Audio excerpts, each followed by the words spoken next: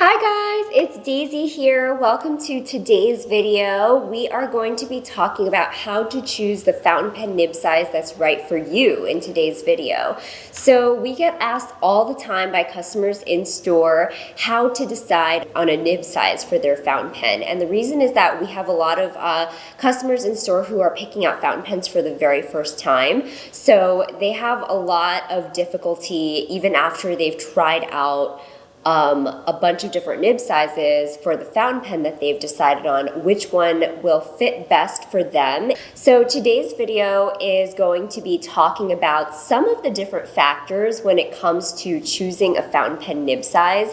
For the most part, fountain pens come in extra fine, fine, medium, and broad. Today's video will just really be focusing on the most basic fountain pen nib range of extra fine to broad sizes, the four sizes in between those sizes.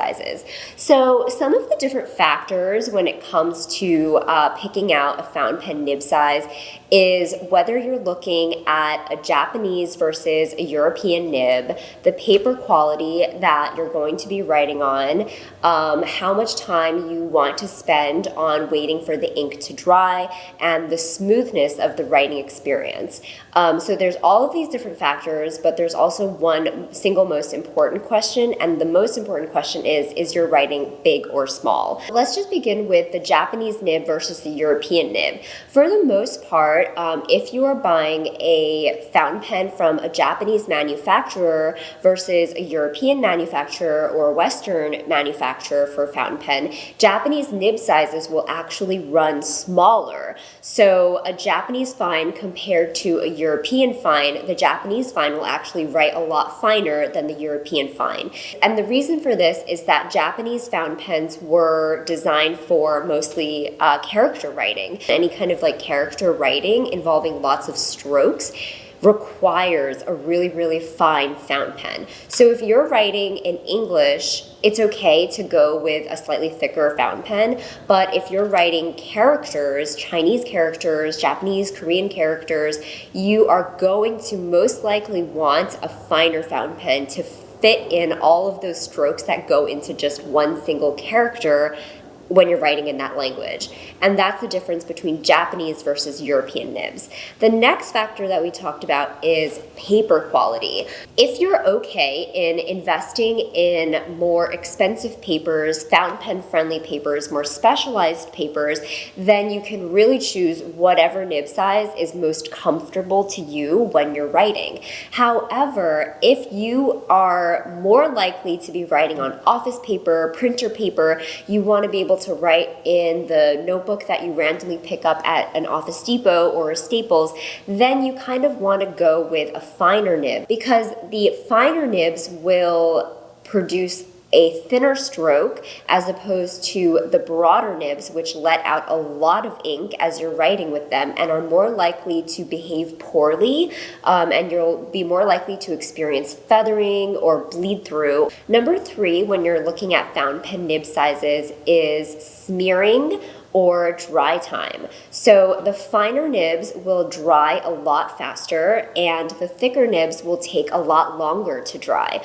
So if you are going with a medium nib or a broad nib, then you will have to wait for your ink to dry a little bit longer. As opposed to if you go with a fine nib or an extra fine nib, then that ink will probably dry a lot quicker. And particularly for lefties, if you are a lefty, you write from left to right. So a lot of lefties will end up going with the thinner nib sizes, the fines, the extra fines, because you're less likely to run into the issue of smearing, and you'll have a quicker dry time if you go with a finer nib. The next thing that you can think about if you're deciding between fountain pen nib sizes is smoothness. In general, the thicker the nib size, the smoother the strokes you're going to get. So because you're writing on literally a thicker tip for your fountain pen nib, it's going to feel a lot smoother than the extra fine nib. It's just going to, by definition, feel scratchier because you're writing on a thinner point than a medium or a broad. So those are the first 4 things. And then the single most important thing once you consider all those other factors, is your handwriting big or small? If your handwriting is smaller, then you should think about a fine nib. And those are kind of like the two nib sizes that you should really start thinking about, is just fine or medium. I think the extra fine and the broad can overcomplicate things a little bit, but if you know for a fact that your handwriting is really, really small and you like a really, really fine nib, then that's when you should consider going over to the extra fine nib. And then on the other side of things, there's a broad nib, which is thicker than the medium nib. That is best for headings if you like to make to-do lists, or if you like to write in a journal and you like to make headings, or headings for notes if you're taking notes for your office or for school. A broad nib can come in handy if you're doing like big block letters, headings, you want to color things in, you just want it to stand out more on the page. Or if you have really, really bold, large handwriting, that's when the broad nib would come in handy.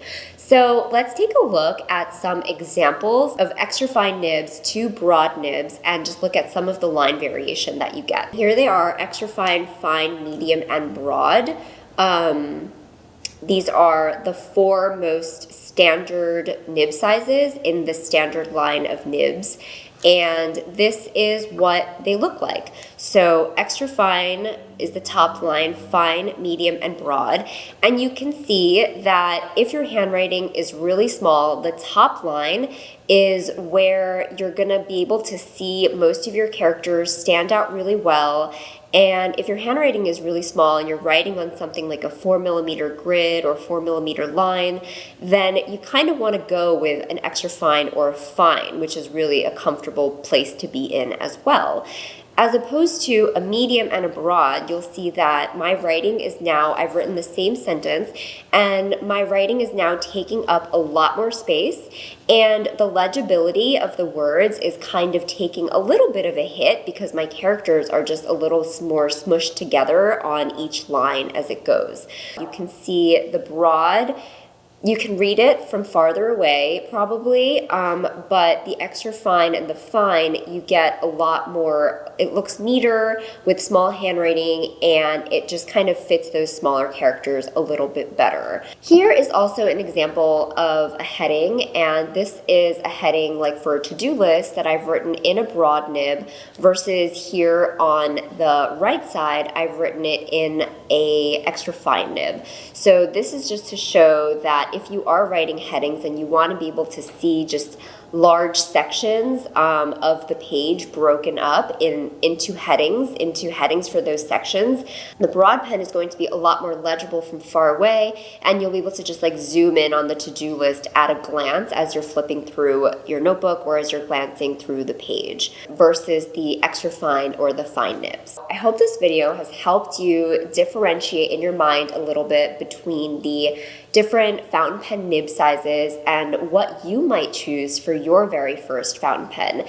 Like I was saying, I think fine and medium are a great starting point. Medium is the most common nib size, but if your handwriting is a little bit smaller, you might want to go with fine. There's also extra fine and broad at the extreme ends of things, and you can also consider all of those things like the paper quality that you'll be writing on, whether you're going with a Japanese or European manufactured fountain pen, the dry time that you want to spend waiting for your ink to dry, and also how smooth you want your writing experience to be. That's about it for this video. I hope this video helped you. Let us know in the comments what you think of all the different nib sizes. What was your first nib size that you chose on your very first fountain pen? And thanks for watching. Bye!